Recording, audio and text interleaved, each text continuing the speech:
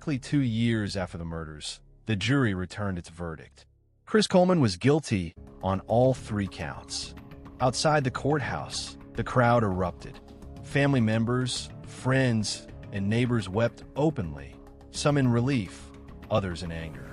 For Sherry's family, the verdict was justice, though it could never erase the pain. For Chris's parents, who had stood by him and maintained his innocence, it was a devastating blow. The judge sentenced Chris Coleman to life in prison without parole. Illinois had abolished the death penalty just months earlier. Otherwise, he may have faced execution. From behind bars, Chris continued to deny his guilt, insisting he loved his wife and children and had been wrongly convicted. But for most who had followed the case, the conclusion was clear.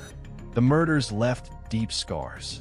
Friends and neighbors built a memorial in the subdivision, planting trees and placing a bench to honor Sherry, Garrett, and Gavin.